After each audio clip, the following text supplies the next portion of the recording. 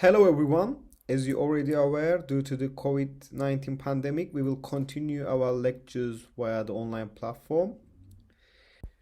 Office hours will be provided, so you can ask any question regarding to courses that we will cover.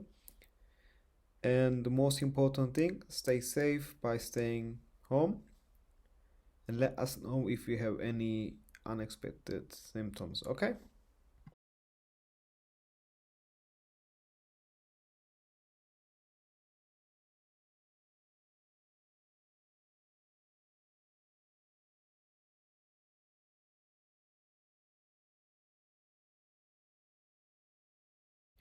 So this week we will cover creativity and innovation.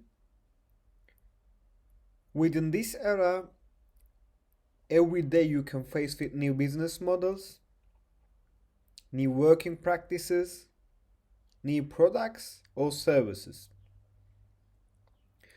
So why is it important to be creative?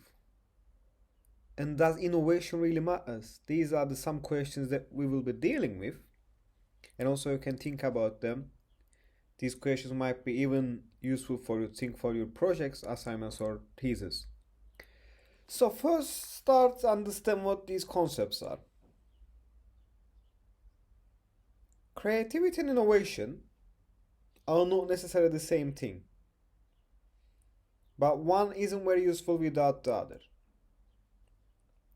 And also we know that the terms are often used interchangeably, but they are not same, so we should know the difference. Creativity is the generation of new and useful ideas. So you can think that creativity is the first step, while innovation is the successful implementation of those ideas.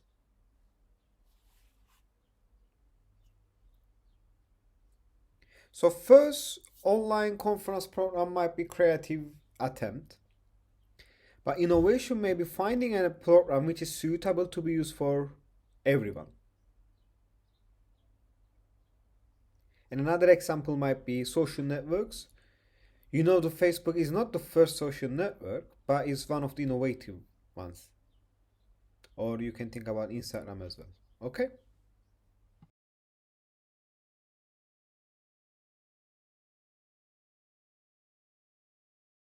So in order to gain strategic advantage, in order to be successful, the firms, companies, and organizations both need to be creative and they need to have the abilities to innovate based on that creativity, which I already gave an example. As I know, the classmates.com is the first social network, and the reason for the application is to enable classmates to network via the platform. But the innovative one are the recent ones that we are using. Also, WhatsApp is not the first messaging application that is introduced, but is one of the innovative ones as it is used worldwide. So creativity by itself doesn't directly improve the performance of the company.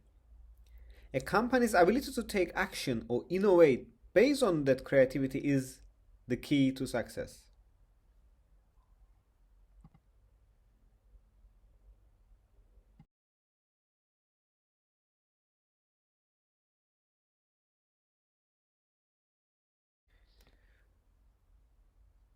Therefore, it will be helpful to distinguish between innovation, discovery, and invention. Discovery is a new addition to knowledge. Invention is a new device or process. Innovation is a better way of doing things. So if you'd like to have an example related to that, discoveries in microelectronics led to computer being invented. Software like spreadsheets is also an invention, while using spreadsheets to plan office workload is an innovation.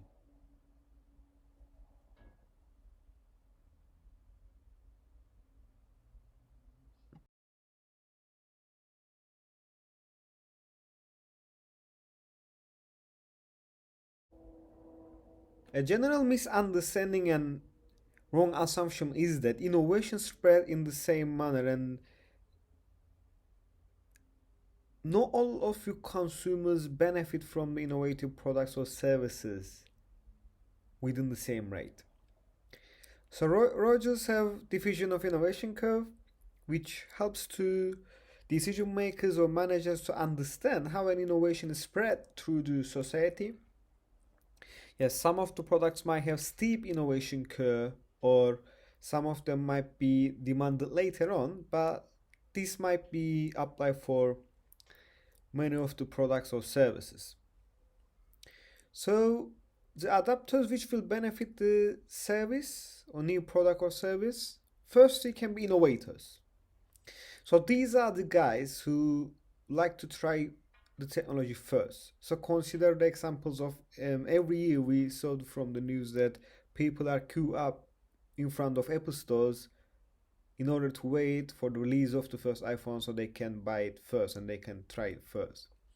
So these are the innovators, okay?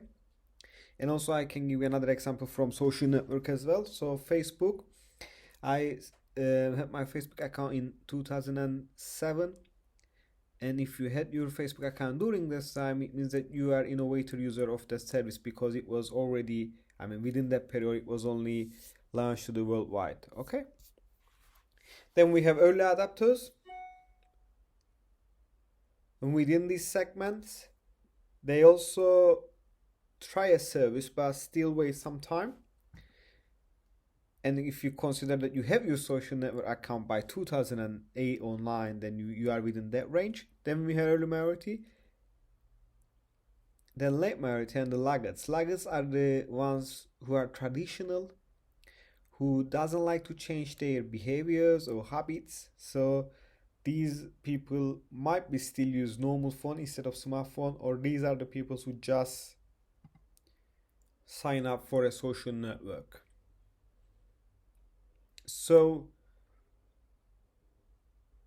if you consider the profit, it depends, because by the time you are reaching the early and late majority, you are able to reach more consumers, but the product is saturated, and also there are new firms, new companies which is providing same product or service, so profit margin might be lower.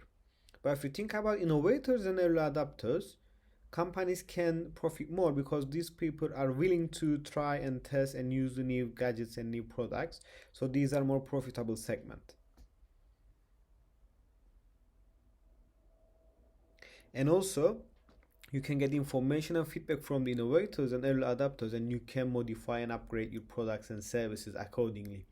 So even you can give some free softwares for innovators to test some software. That's why many of the softwares you can see the trial versions that people use it and give feedback in order to enable have better customer and usability experience when they have mass marketing.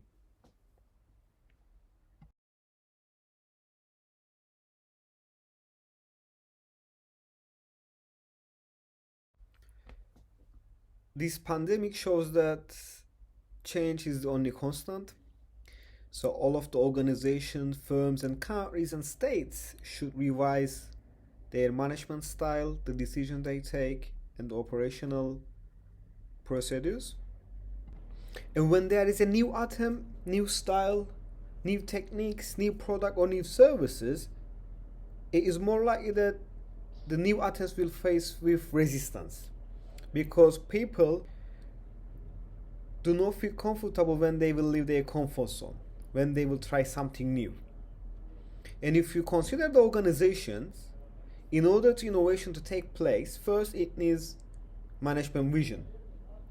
The vision of the management which will enable the new processes, new approaches to be applied and used without fear of failure.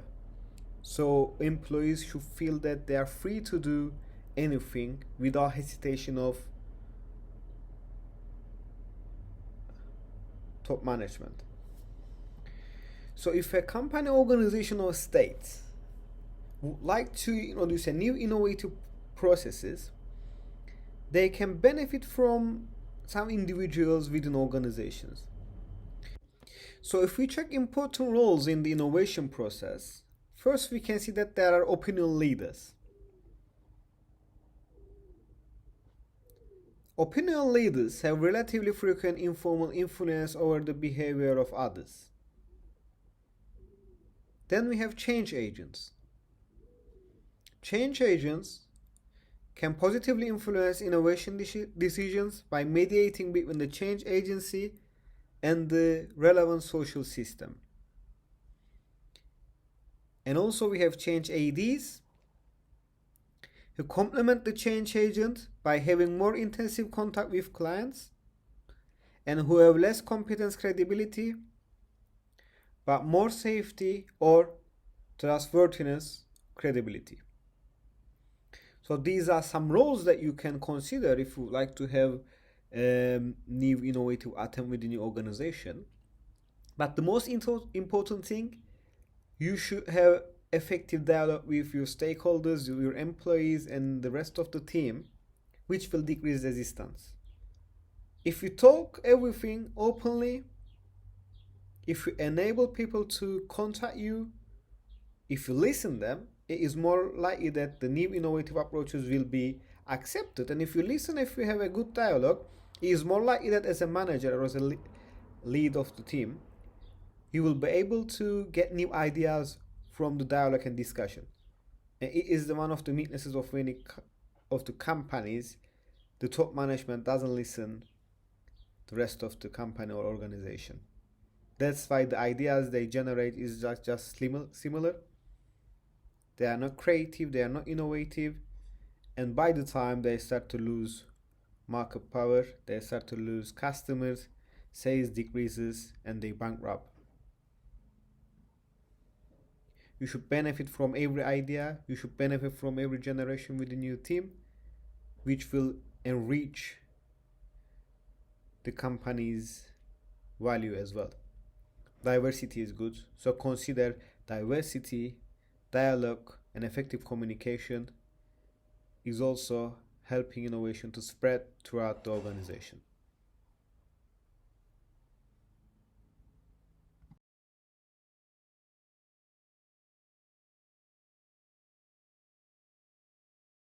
So if we check change agent functions, first develop a need for change on the part of the client, then establish an information exchange relationship, diagnosing the client's problems, then create intent to change within the client.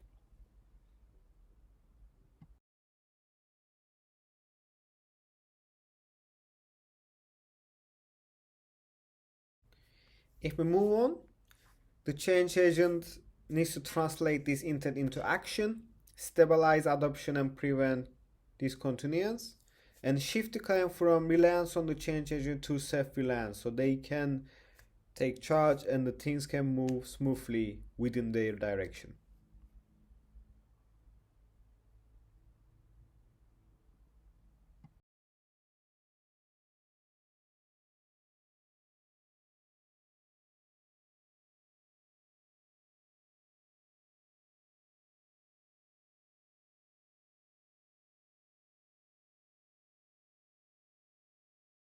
The previous steps will enable you to improve innovative practices within an organization or enable to innovative approaches to be spread through your organization.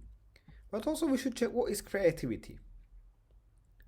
How your employees can be creative. Then you can take the creative approaches and apply them, and then you can have innovation within the company. So firstly, there is no single or commonly accepted definition of a creativity.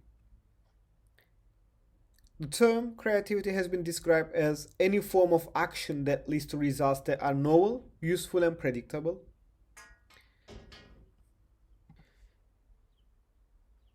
Also, we have another definition as seeing things that everyone around us sees while making connection that no one else has made. Different definition of creativity as a process or change from what is and has been to what might be, and as the entire process by which ideas are generated, developed, and transformed into value. So we can have different definition or explanation related to creativity, but the outcome of creativity is more important than the definition. the effects on a company is more powerful the worse of the creativity.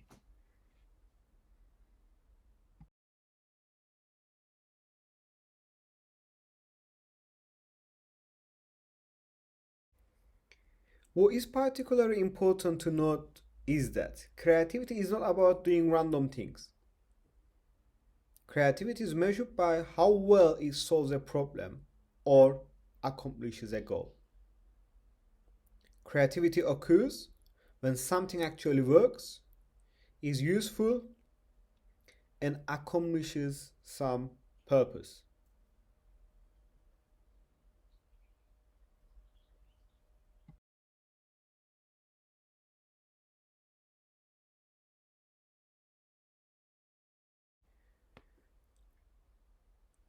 So, in the arts, the purpose of creativity might be to achieve a particular aesthetic, or to provoke an emotion, or to make a statement. But within the business environment, the purpose can be to make a product more active, make a system more responsive, or to make a process more efficient and effective.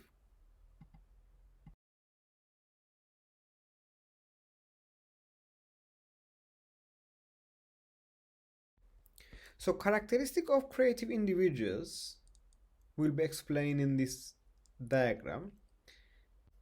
You can spot some similarities with the characteristic of entrepreneurs because entrepreneurs are people with creative minds. So, they like to be independent because they would like to take their own decisions and think accordingly. They are original, reflective, resourceful, persistent. They have curiosity in their mind to question things, how this can be done in a better way. Why not try this method instead of doing the same thing and having the same problems for a couple years' time? They have high energy, they believe in themselves, they are clever, they are capable of changing things, they are confident, and they have sense of humor.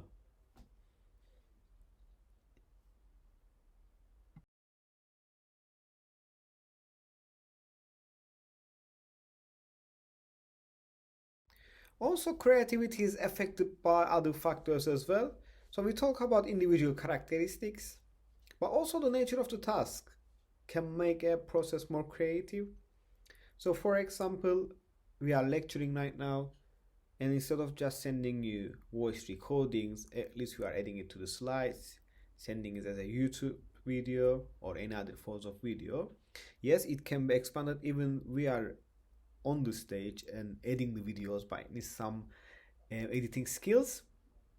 Probably by the end of this period, I will become able to do that. And also, it's affected by environmental conditions. So sometimes, due to the current situation, people, even if they're creative, they might not be able to show their potential. So, as a hopefully future managers, please make sure that you give enough space for your employees to use their creative side. And the best way you can do it by listening them, where they can feel that their ideas are valued by the top management. And it will have a significant impact on the company's performance. So it is worth allow employees to be relaxed and think creatively for the sake of the company. It's like win-win scenario.